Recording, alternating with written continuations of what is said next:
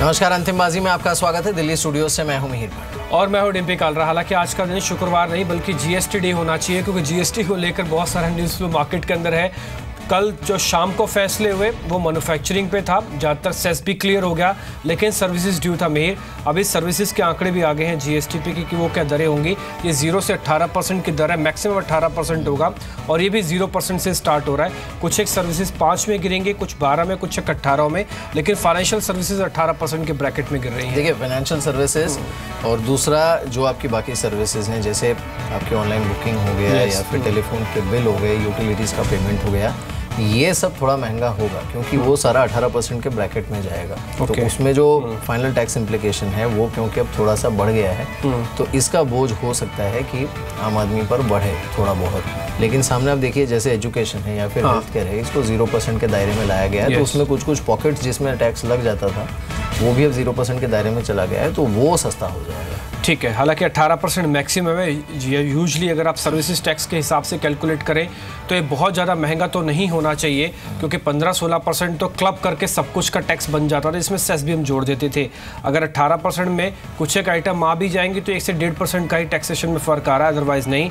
एक और चीज़ आपको और अपडेट कर दें कि गोल्ड और कुछ प्रीशियस मेटल है, उसको लेकर अभी कोई फैसला नहीं हुआ, इस पर भी फैसला होना बाकी है। दिल्ली में एक और बैठक होगी जो कि जून के महीने में होने वाली है, उस पर एक फैसला लिया जा सकता है। हालांकि वित्त मंत्री भी प्रेस कॉन्फ्रेंस भी करेंगे थोड़ी देर में, जी बिजनेस की स्क्रीन पर आप उनको सुनेंगे भी, देखेंगे भी। और लेकिन आपको बता दें कि जीएसटी को लेकर इस समय दरों का ऑलमोस्ट खाका तैयार हो गया। 1211 आइटम्स कल शाम तक आ गई थी और अब फाइनेंशियल सर्विसेज का आंकड़ा भी धीरे धीरे आ रहा है, तो शाम तक सारी पिक्चर काफ़ी हद तक क्लियर हो जाएगी। लेकिन मिहिर, इस बीच बाजार को अगर आप देखिए तो एक्सट्रीम वॉलेटाइल सेशन आज मार्केट के अंदर देखने को मिला।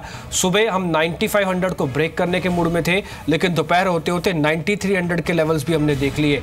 तो ये शुक्रवार नहीं बल्कि एक वॉलेटाइल डे कह सकते हैं कि बिल्कुल बाजार में आता हुआ दिखा है, और ये 11 अंकों के नुकसान के साथ अभी 9417 के आसपास ट्रेड कर रहा है। जी हाँ, बिल्कुल। तो 9417 पर। लेकिन एक बार एसबीआई को देख लेते हैं। एसबीआई के रिजल्ट्स आए और कम से कम देखिए, एसबीआई के रिजल्ट्स को आपको इस तरह से देखना चाहिए कि एसबीआई के रिजल्ट में कम से कम कोई ऐसी चीज़ नहीं थी जिससे बाजार मेजरली अपसेट हो। क्योंकि वो अगर होता ना आज के दिन, तो वो मार्केट के लिए फिर खतरे की घंटी होता है। बिकॉज देन 9400 उसे डिफेंड करना, फिर उसके नीचे के लेवल्स 9350 और वो सब, इसके लिए शायद मार्केट मेंटली प्रिपेयर्ड नहीं था।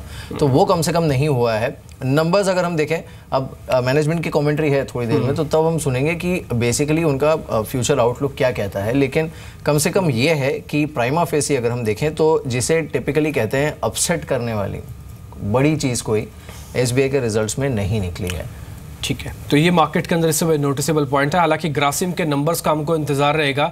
ग्रासिम के नंबर आ जाएंगे जो काफ़ी हद तक हमको सीमेंट सेक्टर की तस्वीर भी बताता हुआ देखिएगा। अभी तक सभी सीमेंट कंपनीज का जो वॉल्यूम ग्रोथ है वो उसने मार्केट को बिल्कुल एक सरप्राइज फैक्टर के तौर पर दिया है। तो ग्रासिम में भी ये वॉल्यूम ग्रोथ हमको देखनी होगी, ये डी ग्रोथ आती है या वॉल्यूम ग्रोथ अच्छी आ जाती है। नंबर्स तो खैर एक रेंज में ही रहने वाले, कुछ ज़्यादा बाजार की उम्मीद से ऊपर नीचे आने की उम्मीद थोड़ी कम ही लगती है। ग्रासिम अभी हरे निशान में है। मेरे साथ राकेश बंसल जुड़ चुके हैं, शाइना मुकद्दम है, जिनसे हम बातचीत करेंगे, फंडामेंटली समझेंगे और टेक्निकली मार्केट को इस समय आकलन करने की कोशिश होगी। राकेश, पहले तो आपसे ही, आज एक्सट्रीम वॉलेटाइल सेशन था। कल हमने एक ना लेवल दिया था 9440, उसके नीचे जाएगा तो 9380 तक भी आ सकता है मार्केट। आज डॉट वही लेवल तक पहुंचा और वापस बाजार रिकवर करके 94 की अपनी थोड़ा सा सेफ और कंफर्ट वाली कैटेगरी में आके रुक गया है। आपकी राय क्या है सर, बाजार में अभी क्या करना चाहिए हमको? Good afternoon Dimpy. हमने अपने क्लाइंट्स को कल मॉर्निंग में ही सलाह दी थी कि जो लॉन्ग पोजीशंस हैं ट्रेडिंग की, उनको काट के साइड में बैठना चाहिए। मार्केट्स काफ़ी वॉलेटाइल रहेंगे और वही देखने को मिल रहा है। अगर कल किसी ने मॉर्निंग में ट्रेडिंग पोजीशंस को होल्ड किया होता तो निश्चित तौर पर सारे स्टॉप लॉसेस मैच होते हैं। आज भी वाइट स्विंग्स हैं, कई जगह सेलिंग के पैटर्न बने हुए हैं। मेरा ऐसा मानना है कि सबसे बेस्ट स्ट्रेटजी डिम्पी ये है कि साइड में होकर बैठना चाहिए और वोलेटिलिटी को एक बार सेटल होने देना चाहिए दोबारा से ट्रेडिंग पोजीशन इनिशिएट करने के लिए। बट कुछ स्टॉक्स हैं जो काफ़ी अच्छे लग रहे हैं इस खराब माहौल के अंदर भी। थोड़ा सा स्टॉक स्पेसिफिक रणनीति भी अपनानी चाहिए, जैसे कामत होटल, सुजलॉन, जहाँ पैटर्न्स में क्लैरिटी है, बिल्कुल भी गिरावट देखने को नहीं मिल रही है। फार्मा में कुछ चुनिंदा काउंटर्स हैं जो कि एक ब्रेकआउट दिखा रहे हैं। मेरा ऐसा मानना है स्टॉक स्पेसिफिक रणनीति अपनाते हुए हल्का फुल्का काम करना चाहिए। इस बीच क्योंकि अब जीएसटी को लेकर दरों में काफ़ी हद तक फाइनल होता दिख रहा है और उत्तर प्रदेश के जो वित्त मंत्री हैं वो हमारे साथ हैं, आइए सुनते हैं वो जीएसटी की इन दरों पर क्या कह रहे हैं। चलिए कुछ ही देर में ये सुनते हैं, लेकिन उससे पहले एक बार ये देख भी लेते हैं। आज देखिए जो पूरा FMCG स्पेस है उस पर काफ़ी अच्छा इम्पैक्ट देखने को मिला, लेकिन अभी कुछ और खबरें भी आ रही हैं कि एक तो जो गोल्ड का स्लैब क्या होगा फाइनली उस पर फैसला नहीं हो पाया है, और दूसरा आई थिंक टबैको में हो सकता है कि कुछ एक पॉकेट्स हैं उसमें शायद थोड़ा रिवीजन हो सकता है। एक बार सुन लेते हैं क्या हुआ बैठक। डिस्कशंस चल रहे हैं एंड विल सिट अगेन। एक बैठक और होगी। कब बैठक होगी ये sir? 3rd of June। 3rd of June next बैठक होगी। और सर आज सर्विसेज पे क्या डिस्कशन हुआ है उसी में डिसाइड करेंगे। जैसे लगभग हो 3 तारीख को एक और बैठक भी होने वाली मिहिर, इसकी डेट भी आ चुकी है। जून में 3 तारीख को होगी बैठक। एक और बैठक हो सकती है शायद, उसमें गोल्ड के प्राइजेस को लेकर, जो टैक्स को लेकर माफ़ कीजिए, वो फाइनल वर्डिक्ट आ सकता है। लेकिन टेलीकॉम पर 8% का GST लगेगा, और इसके अलावा कुछ एक एजुकेशन की सर्विसेज और 0% की कैटेगरी में डाली गई हैं। मैक्सिमम 18% ही होगा, इससे ऊपर नहीं होगा। ये अभी तक की क्लैरिटी हमको आती हुई मिल रही है। शाइना मुकद्दम भी मेरे साथ जुड़ चुके हैं। शाइना, ये जब तक हम ये रेशो नहीं आई थी ना, टैक्स के स्लैब्स नहीं आए थे, तब तक हम एक आंकलन कर रहे थे कि हाँ ये थोड़ा सा महंगा है, थोड़ा सा सस्ता हो सकता है, सरकार पता नहीं क्या करेगी। अब बहुत हद तक क्लियर हो गई हैं चीज़ें, सर्विसेज आ चुकी हैं। 1211 आइटम्स के कल रेट हमको पता लग गए हैं। अब आपका असेसमेंट क्या है ये GST के हिसाब से, बाजार और GST से जुड़े हुए शेयर्स दोनों बताइए आप।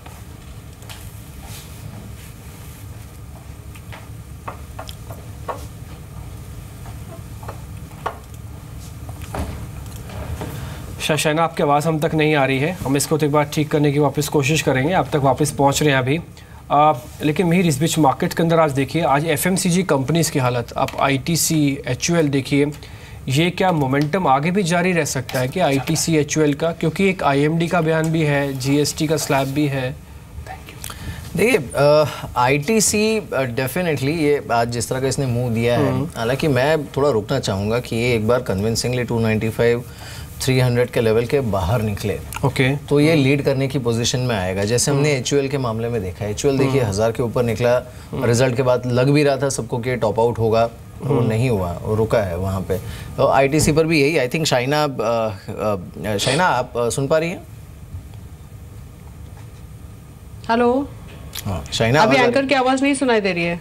चलिए शाइना, हम लौटते हैं आपके पास। लेकिन राकेश, इस बीच टेक्निकली अगर आप देखें, आज FMCG पूरा ही स्पेस देखिए किस तरह का परफॉर्मेंस दिया है पूरे FMCG स्पेस। बहुत अच्छा परफॉर्मेंस दिया है। इनफैक्ट सरप्राइजिंगली कोलगेट ने काफ़ी अच्छा एक ब्रेकआउट दिया था, बट ऊपरी लेवल पे सस्टेन नहीं कर पाया। बट पैटर्न्स काफ़ी अच्छे हैं मिहिर, और मेरा ऐसा मानना है ITC को खरीद के चलना चाहिए। शॉर्ट टर्म में 300 रुपये के लक्ष्य मुझे लगता है देखने को मिलेंगे, और जैसा आपने बोला कि एक बार 300 के लेवल टूटते हैं तब एक बड़े मूव देखने को मिलेंगे। बट इस समय बेस्ट पार्ट ITC के लिए मिहिर ये है कि नीचे में 270 265 एक बहुत अच्छा बेस है, बाय ऑन डिक्लाइन वाला स्टॉक है, और काफ़ी समय से जो ITC रुका हुआ था, मुझे लगता है अब चलेगा। शॉर्ट टर्म में 300 के लेवल्स, और एक बार 300 के लेवल टूटते हैं तब एक नई टेरिटरी में स्टॉक एंटर करेगा। एक दो शेयर आप और नोटिस करवा लीजिए। इस भी शाइना से हमारे साथ संपर्क हो गया है। पहले आपको मैं CSC दिखा दूं, कल रीस्ट्रक्चरिंग और नतीजे दोनों आए थे। कल शेयर 15% नीचे था, आज 1 क्वार्टर यानी कि 5% ऊपर आ चुका है। तो एक अच्छी चीज़ है कि CSC के अंदर एक अच्छा प्ले वापस देखने को मिल रहा है। सुज़लॉन, इसके नंबर्स आने, कंपनी घाटे से मुनाफे में आ सकती है, राकेश की पिक है। और एक जो GST की दर है ना, वो लिग्नाइट की कंपनी है GMDC, इस पे तय हुई है, जो कि 30% पहले टैक्सेशन लगता था, अब ये 5% की कैटेगरी में आया। तो एक बड़ा मूव इसके अंदर आया है, और इसकी वजह से शेयर 6% ऊपर है। शाइना, अब GST को लेकर ही मेरा सवाल है, अब दरें आ चुकी हैं, कैलकुलेशंस काफ़ी हद तक होनी हो गई है शुरू बाजार पे, और अलग अलग सेक्टर में ये GST की जो दर तय हुई है, सबसे अच्छा पॉकेट कौन सा दिख रहा है आपको? मेरे हिसाब से FMCG सेक्टर को काफ़ी अच्छा पॉजिटिव मूव ऑलरेडी हमने देख चुका है, response of the GST rates. और अगर थोड़ा बहुत क्लैरिटी और आ जाता है, I think the whole sector और भी अच्छा मूव दिखाएगा। क्लैरिटी रिगार्डिंग वो जो बैकवर्ड एरियाज़ में उन्होंने जो प्लांट्स डाले हुए हैं, काफ़ी कंपनीज जैसे आप देखो मैरिको, जो काफ़ी बड़ी बड़ी कंपनीज FMCG में अपने प्लांट्स बैकवर्ड एरिया में डाल चुके हैं, जहाँ पर एक्साइज ड्यूटी उनको वैसे भी एग्जेम्प्ट रहता था। तो अगर ये क्लैरिटी आती है, SEZ की क्लैरिटी आती है, सो आई थिंक सम सेक्टर्स और भी अच्छा मूव दे सकते हैं। बेसिकली ये सेट ऑफ अगर उनको अलाउड अलाउड है तो वो बहुत पॉजिटिव रहेगा on an average, not only rate but जो अनऑर्गेनाइज सेक्टर है उसका कंपटीशन थोड़ा कम हो जाएगा। इस हिसाब से ये वॉल्यूम में फिर से अगर हमको ग्रोथ दिखती है, I think this will be positive.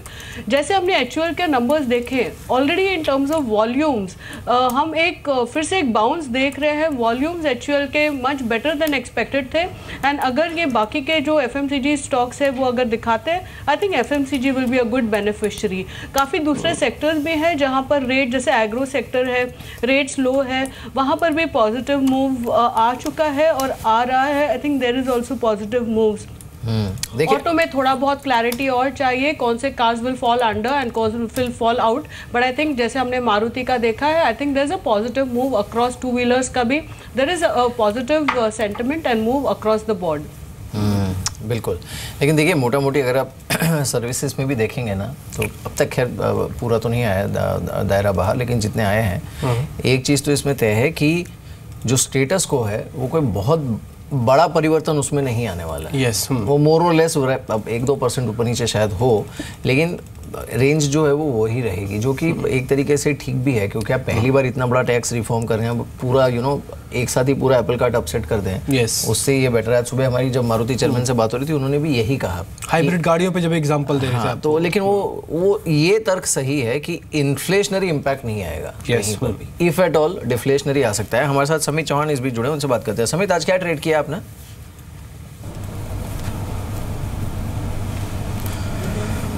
देखिए आज तो ऑनेस्टली स्पीकिंग ट्रेड करना काफ़ी डिफिकल्ट था। गैप अप ओपनिंग के बाद हमने शार्प करेक्शन देखा है मार्केट में। हालांकि डायरेक्शनली अभी भी हमारा यही मानना है कि जब तक 8370, 8490, 370, 9400 का लेवल निफ्टी ब्रेक नहीं करता है तब तक बायस पॉजिटिव साइड पे होना चाहिए डायरेक्शनली। ऑल्दो मार्केट में सेलिंग प्रेशर काफ़ी है बट डायरेक्शनली अभी भी पॉजिटिव है और हमारा यही मानना है एक अगर कोई भी करेक्शन आना है, मेजर करेक्शन, तो पहले निफ्टी 9600 के लेवल छुएगा। तो यहाँ पे पॉजिटिव बायस ही ट्रेड करेंगे। अगर स्टॉक स्पेसिफिक बात करें तो यहाँ पे बजाज ऑटो काफ़ी अच्छा लग रहा है। हालांकि लास्ट 3-4 दिनों से कंसर्ट हो रहा है बट ये करेक्शन के बाद 2950, 2960 का अच्छा खासा सपोर्ट उभर के आया है। तो बजाज ऑटो में हम बाय रिकमेंड कर रहे हैं विद स्टॉप लॉस ऑफ 2940 और हम एक्सपेक्ट कर रहे हैं ये स्टॉक 3080, 3100 के लेवल टेस्ट करे। अपार्ट फ्रॉम दिस हमें फोर्टिस हेल्थ केयर काफ़ी अच्छा लग रहा है, जो एक अच्छे खासे करेक्शन के बाद 200 के लेवल से आज रिबाउंड हुआ है। पॉजिटिव ट्रैक्शन है विथ वॉल्यूम, तो हमें लग रहा है कि ये स्टॉक में अच्छा खासा अपसाइड नियर टर्म में पॉसिबल है। तो 214, 216 के हम लेवल्स एक्सपेक्ट कर रहे हैं। सो 198, 199 के आसपास एक अच्छा खासा सपोर्ट है इसके। इस बीच देखिए होटल्स पर, मतलब आई मीन सर्विस टैक्स का सबसे पहले देख लेते हैं कि जो कुल मिलाकर 4 स्लैब हैं जो कि डिसाइड हुए हैं, जिसमें 5 है, 12 है, 18 है और 28 है सीधा। और एक जो खबर अभी सोर्सेज के हवाले से आ रही है कि जो 5000 रुपये से ज़्यादा जिस भी होटल का कमरे का किराया होगा वो सारा जाएगा 28% के टॉप ब्रैकेट पे, लग्जरी में चला जाएगा। लग्जरी में चला जाएगा। एक बार टॉप होटल स्पेस को देख लेते हैं, होटल स्टॉक्स को। और शाइना इनफैक्ट यहाँ पर हमने अच्छा अट्रैक्शन देखा भी था होटल स्टॉक्स में, because the occupancy is good and इसके चलते इनके जो ओवरऑल रेवेन्यू पर रूम है वो सुधरने की भी उम्मीद बनी हुई है। लेकिन आज ये जो खबर आई है, हालांकि अभी कुछ ही देर में जब वित्त मंत्री घोषणा करेंगे तब हम देखेंगे, लेकिन 5000 से ज़्यादा टैरिफ वाले सारे ही रूम्स जो हैं वो सीधे लग्जरी ब्रैकेट में जाएंगे। आप क्या इम्पैक्ट देख रही हैं इसका होटल स्पेस पर? एक्चुअली अपने जो लिस्टेड स्टॉक्स है उस पर तो नेगेटिव इम्पैक्ट ही होगा, बट बिकॉज ऑन एवरेज ये सभी स्टॉक्स के रूम्स एवरेज 5000 के ऊपर ही रहते हैं, तो थोड़ा बहुत आई थिंक क्लैरिटी आता है, अबिट अवॉइड है। लोअर लेवल्स पे एक बार फिर से हम उसको रीलुक कर सकते हैं, जैसे आपने बताया, with the economy picking up, average room rates improving, तो ओवरऑल बेनिफिट हो सकता है, but I think shorter term में थोड़ा अवॉइड करना चाहिए। ठीक है, हालांकि कुछ एक सर्विसेज हो सकता है होटल्स के अलावा भी 28% के ब्रैकेट में गिर जाए, लेकिन जब 28% की बात हुई है ना तो एक बार लिकर और सिगरेट के शेयर्स भी दिखाइए, क्योंकि 28% की कैटेगरी में है लेकिन इस पर सेस क्लियर होके आ गया। आप सिगरेट अगर आप नॉन फिल्टर या फिल्टर वाली कैटेगरी के अंदर है तो 2% का सेस प्लस ₹1.60 से लेके ₹2.10 की ब्रैकेट में आएगा। ये सेस की क्लैरिटी इस समय ज़्यादा अच्छी है, क्योंकि ऑल्दो वैसे भी 28% तो कैलकुलेट करके बैठे थे, लेकिन सेस को लेकर डाउट था, पता नहीं कितना कैलकुलेट होके आ जाए। ये 2% प्लस ₹1.60 नॉन फिल्टर और फिल्टर के अंदर ₹2 लगेगा। ये लिकर के स्टॉक्स शाइना आपको, और साथ ही ये जो सिगरेट के शेयर्स हैं ये ठीक लग रहे हैं, क्योंकि यहाँ पे ना कन्फ्यूजन से क्लैरिटी की तरफ बढ़ रहे हैं। ये बात तो तय है कि टैक्सेशन इनको रिलीफ तो नहीं मिलना था, ये तो फिक्स था, लेकिन कंफ्यूजन से क्लैरिटी आना ही अच्छी बात है। लेकिन फिर भी मैं लिकर स्टॉक्स को अभी ये लेवल्स पे अवॉइड करूंगी। बेसिकली ये तो पास ऑन होगा, so that is not a big issue in terms of जो टैक्स का ±5% एडिशनल या कम हो, उससे ज़्यादा फर्क नहीं पड़ेगा। But I think the main thing is अगर आप जो प्रोहिबिशन जो अभी आ रहा है इंक्रीजिंगली, जैसे अभी लेटेस्ट अभी अप्रैल से हमने देखा कि बिहार में प्रोहिबिशन आ चुका है, तो सम ऑफ द लिकर कंपनीज अपने प्लांट्स उधर बंद कर रहे हैं, तो शॉर्टर टर्म ये सब, और हाईवेज का भी इशू है, वहाँ पर भी थोड़ा बहुत उनका इम्पैक्ट हो रहा है।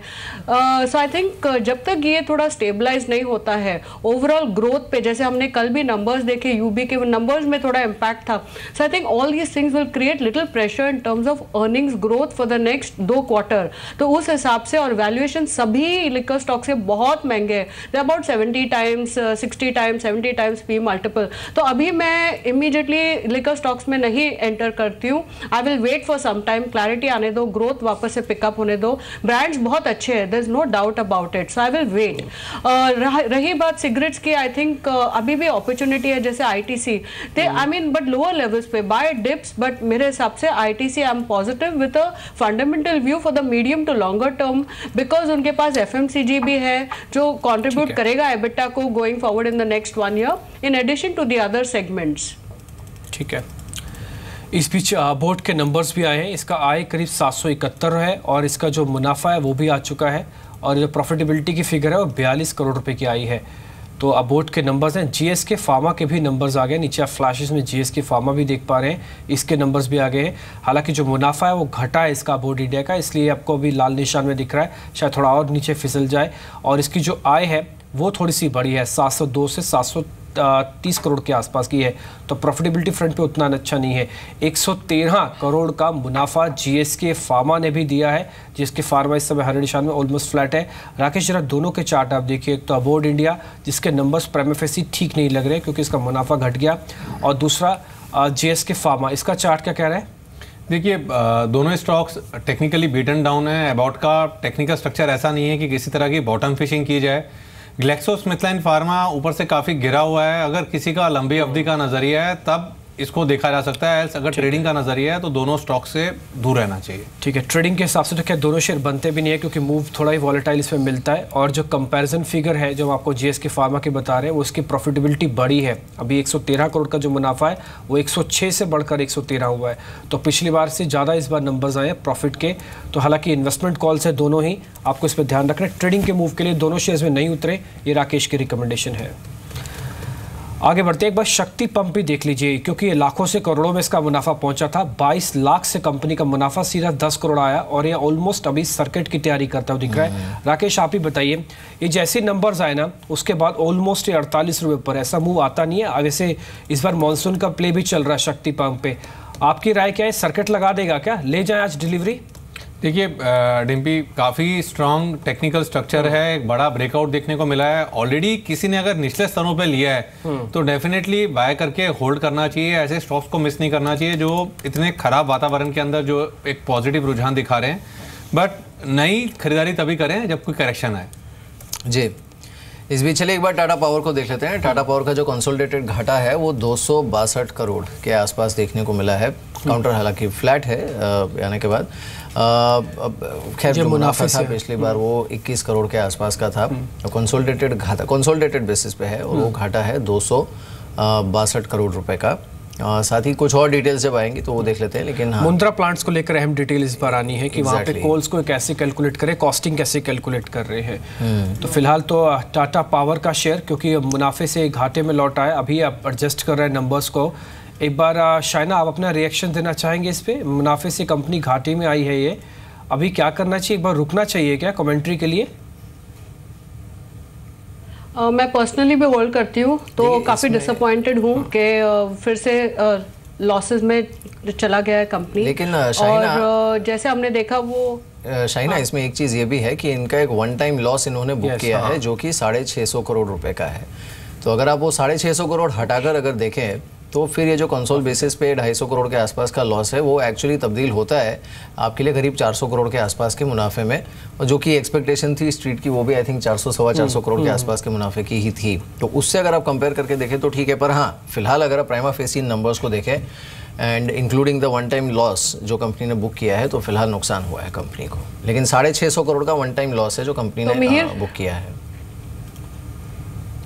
तो मिहिर बहुत बड़ा रिलीफ है। I personally hold the stock that this is one time. मैंने रिजल्ट्स को डिटेल में देखा नहीं था before coming here, but I think that's a relief. और फिर इट इज ऑनलाइन जो रिजल्ट्स है फिर इन लाइन विद एक्सपेक्टेशंस है हमारे, क्योंकि जो मुंद्रा प्लांट है वो हम एक्सपेक्ट कर रहे थे कि it should contribute now again to profitability, and उनका जो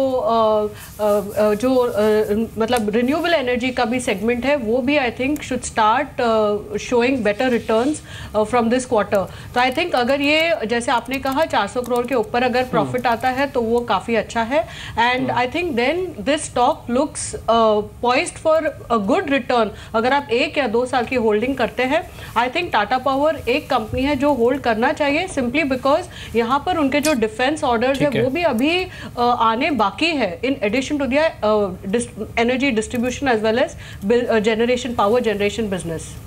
ठीक है, तो शहनाज यहाँ पे बुलिश हैं, उन्होंने डिस्क्लोज भी किया कि उनके पोर्टफोलियो में भी है, और जो मीर ने आपको कैलकुलेशन बताई कि वन टाइम एडजस्टमेंट अगर लगा दी जाए इसके अंदर जो टोटल कैलकुलेशन है, तो ये कंपनी घाटे में नहीं बल्कि सिक्वेंशियल बेसिस पर प्रॉफिट के अंदर भी आ रही है, जो कि 400+ करोड़ का दिखा देगी प्रॉफिट। तो वन टाइम एडजस्टमेंट है 650 करोड़, ये बड़ी रकम है। एडजस्टमेंट होने के बाद प्रॉफिट में आने वाली कंपनी है, टूट नहीं रहा। अभी ₹1.35 ऊपर आ चुका है। ये एडजस्टमेंट के बाद मीर इसमें आता हुआ दिखाए मूव। बिल्कुल बिल्कुल, तो ये एडजस्टमेंट के बाद इंप्रूवमेंट थोड़ा सा देखने को मिला। इस बीच हमारे साथ अब डाबर से मिस्टर ललित मलिक जुड़े हैं, CFO हैं डाबर के, वो जुड़े हैं। मिस्टर मलिक, शुक्रिया हमारे साथ इस बातचीत में शामिल होने के लिए। Thank you so much for joining us. और सबसे पहले तो मैं आपको कॉन्ग्रेचुलेट करना चाहूँगा क्योंकि डाबर को जो जी मीडिया फैमिली लेगेसी बिजनेस का पहला एडिशन था उसमें डाबर को भी अवार्ड मिला है, प्रधानमंत्री के हाथों आपने अवार्ड लिया है, कॉन्ग्रेचुलेशन फॉर दैट। अब आप एक बात बताइए, पहले तो मैं चलिए GST पर ही पूछता हूँ आपसे। कल ज़्यादातर स्लैब्स अनाउंस हो गए एटलीस्ट गुड्स के, उसके आधार पर आपका अनुमान क्या है, इसका नेट रियल इम्पैक्ट क्या पड़ेगा FMCG स्पेस पर? देखिए, जो कल रेट स्लैब हुए हैं ओवरऑल सिनेरियो में ये मार्जिनली पॉजिटिव हैं हमारी कैटेगरी के लिए। और जहाँ तक कुछ कैटेगरीज़ का सवाल है, जैसे कि एडिबल ऑयल हो या टूथपेस्ट है, उसमें पॉजिटिव हैं, लेकिन कुछ कैटेगरी जैसे आयुर्वेदिक में कुछ नेगेटिव भी हैं, मगर ओवरऑल करंट टैक्स स्ट्रक्चर के कंपेरेबल हैं, तो हम कहेंगे कि ये मार्जिनली पॉजिटिव कैटेगरी में है। ठीक है ललित जी, एक चीज़ बताइए, एक ना वॉर छिड़ी हुई थी पतंजलि और आपके बीच में हनी को लेकर, वो हनी वाला फेवर मेरे को लगता है शायद सरकार दोनों को ही मीठा करना चाहती है। ये कितना बड़ा ब्रैकेट है आपके टोटल अर्निंग्स में, कितना जुड़ता है और कितना बेनिफिट मिलेगा इस बार की जो GST की दर तय हो रही है? हनी क्योंकि 0% ब्रैकेट में जा रहा है सर। जी, जरा मैं यहाँ पे करेक्शन करना चाहूँगा। जहाँ तक हनी का सवाल है, ब्रांडेड हनी का कैटेगरी GST में 5% है, जो कि करंट भी सिर्फ वैट स्ट्रक्चर 5% ही था। तो जो 0% है वो अनब्रांडेड और अनबॉटल्ड हनी का है, जिसमें हम कैटेगरी में फॉल नहीं करते। तो जहाँ तक हम ब्रांडेड कैटेगरी का सवाल है, GST रेट और एग्जिस्टिंग वैट रेट सेम है, तो उसमें कोई डेविएशन का इम्पैक्ट नहीं है। अच्छा, जिसमें सर आपको बेनिफिट मिल रहा है, क्या वो पास ऑन होगा कस्टमर्स को? अभी ऐसी कैलकुलेशंस कुछ बैठ रही है, क्योंकि आप कह रहे हैं ना कि 2-3 प्रोडक्ट्स में तो आपको टैक्स का जो प्रेशर है थोड़ा सा कम हो जाएगा। जी देखिए, जहाँ तक हमें कल गुड्स के ऊपर रेट्स मिले हैं, उसमें हमें कुछ कैटेगरीज़ हैं, जैसे कि हमारे टूथपेस्ट हैं और एडिबल ऑयल हैं, उसमें ज़रूर बेनिफिट हुआ है। लेकिन अभी हमें एक वेट करना होगा, क्योंकि सर्विस टैक्स रेट्स अभी तक अनाउंस नहीं हुए हैं, तो हमें उन्हें भी इनकॉर्पोरेट करना होगा। साथ ही साथ कुछ क्लैरिटी एरिया बेस्ड एग्जम्पशन और ट्रांजिशन प्रोविज़न की भी हमें इनकॉर्पोरेट करनी होगी टू अंडरस्टैंड कि हमें किस तरह का ओवरऑल इम्पैक्ट होगा। और अगर हमें कुछ मार्केट फोर्सेस के कारण बेनिफिट होगा, तो हम हमेशा अपने कस्टमर को एक प्रायोरिटी देते हैं। तो हम सही डिसीजन पूरी इन्फॉर्मेशन मिलने के बाद हम जरूर लेंगे। ठीक है, इस बीच में ग्रासिम के नंबर्स भी आ गए, नंबर्स देख लेते हैं एक बार। जो स्टैंडअलोन मुनाफा है वो 315 करोड़ के आसपास है, अनुमान था 330 करोड़ के आसपास का, लेकिन कंसोल बेसिस पर मुनाफा जो है वो 1060 करोड़ के आसपास का देखने को मिला है ग्रासिम पर। और जैसे मैंने कहा कि स्टैंड अलोन मुनाफा 315 करोड़ रहने का अनुमान था। 1132 के आसपास ग्रासिम नंबर्स आने के बाद फिलहाल ट्रेड करते हुए कुछ और आंकड़े देखेंगे, खासकर जो इनका रेवेन्यू का आंकड़ा है वो कितना रहा है और साथ ही एबिटा, इस पर क्या रुझान देखने को मिला है। लेकिन जो पहला नंबर आया है उसमें कंसोल बेसिस पर 1060 करोड़ के आसपास। बिल्कुल स्टैंड अलोन ही देखना चाहिए मिहिर, क्योंकि इसके ना एडजस्टमेंट भी है इस बार, वो एडजस्टमेंट के साथ साथ लार्जली अगर आप इसे देखेंगे तो अभी तक मतलब बहुत ज़्यादा ऑफ मार्क नहीं है ये। हालांकि जो स्टैंड अलोन मुनाफा है उससे अगर आप देखें तो वो आंकड़ा थोड़ा सा लोअर एंड की तरफ है। जो ऑप्टिमिस्टिक व्यू था, अगर आप ब्रोकरेजेस की रिपोर्ट भी देखते तो उनका जो ऑप्टिमिस्टिक व्यू था वहाँ से अगर आप देखेंगे तो 30-35 करोड़ कम है। लेकिन हाँ ये ज़रूर है कि मोर और लेस एटलीस्ट स्ट्रीट इस समय तो बहुत ज़्यादा रिएक्ट कर नहीं रहा है इस पर। आय का नंबर भी आ चुका है, हालांकि आय का जो अनुमान अगर आप देखना चाहें तो वो भी थोड़ा सा स्लाइटली नेगेटिव ही आया, 3150 है, 3600 प्लस की उम्मीद कर रहे थे कि शायद आ जाएगी स्टैंड अलोन बेसिस पर इसकी income. Stand alone he profit हम कैलकुलेट कर रहे थे, तो दोनों बेसिस पर थोड़ा सा कमज़ोर है। मार्जिन्स के फ्रंट पे भी कह सकते हैं कि उतना अच्छा नहीं आया है, स्लाइटली नेगेटिव है, 20% का मार्जिन चाहिए था। बहुत बड़ी कंपनी है ग्रासिम, इसके नंबर्स में 1% का वेरिएशन तो खैर ब्रोकरेज हाउसेस भी कैलकुलेट करके चलते हैं स्विंग के तौर पर, वो 20 चाहिए था, आया 18.5 के आसपास का मार्जिन है। तो कुल मिला के इनकम के फ्रंट पर, प्रॉफिटेबिलिटी के फ्रंट पर और मार्जिन्स के फ्रंट पर नंबर्स बहुत ज़्यादा नुकसानदायक भी नहीं है तो बहुत अच्छे भी नहीं कह सकते, स्लाइटली नेगेटिव है, बस स्लाइटली नेगेटिव यहाँ पे आता हुआ दिखा है। चलते इस बीच ललित मलिक मेरे साथ बने हुए हैं डाबर के, साथ ही राजेश अग्रवाल भी मेरे साथ जुड़ चुके हैं। राजेश, एक बार आप ग्रासिम के नंबर से बताइए जरा आपका रिएक्शन क्या है, उसके बाद मैं ललित जी से बात कंटिन्यू करूंगा। ग्रासिम पे अपना रिएक्शन दीजिए आप। देखिए डिम्पी, अगर आप अनुमान से मैच कराएं तो मुझे लगता है कि अनुमान से थोड़े से कम आए हैं, बहुत ज़्यादा डेविएशन नहीं है और इस वजह से मुझे नहीं लगता कि स्ट्रीट उतनी ज़्यादा रिएक्ट करेगा। नॉर्मल ग्रोथ आई है, जो अनुमान थे उसी हिसाब से आया और जिस तरह की बड़ी कंपनी है उसको लिहाज में रखते हुए मुझे लगता है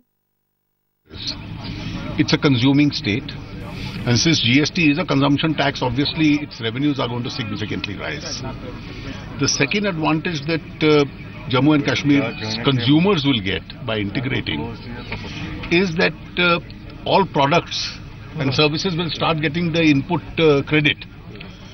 If they don't integrate, then there would have been an embedded tax on the products already, and they'll have to pay the tax once again in the states. So they'll be taxed twice. So I think, though it's a complete freedom to the state of Jammu and Kashmir to decide its own fiscal course, but it will be in the interest of the state and its consumers, its citizens, that it integrates with the GST. LOC, and I can only tell you that our troops and our army is in a fully state of readiness to check any form of infiltration. There is a huge amount of enthusiasm that they have, that under no cost will India's territorial sovereignty be allowed to be infringed. And I visited them in order to show the solidarity of the whole nation with them. They live in difficult conditions and are, as I said, in a full state of readiness. Cases of ceasefire violation and infiltration are on the rise in Krishna Ghati, beheaded. Of course, that was a big provocation. Obviously, it was a provocation, and our armed forces, as I said, will not allow. हाँ, तो mister Arun Jaitley GST council की बैठक ख़त्म होने के बाद बाहर media से बातचीत कर रहे थे, लेकिन क्विकली हम एक राय ले लेते हैं मिस्टर ललित मलिक से। मिस्टर मलिक, अब कम से कम ये जो डर था that overall the GST will be inflationary, जो रेट्स आए हैं उसके बाद ये फियर सबसाइड हुआ है? जी, जहाँ तक इन्फ्लेशनरी प्रेशर का सवाल है वो ऐसा नहीं लगता कि अब ये इन्फ्लेशनरी होगा, क्योंकि ओवरऑल ये मार्जिनली पॉजिटिव ही है।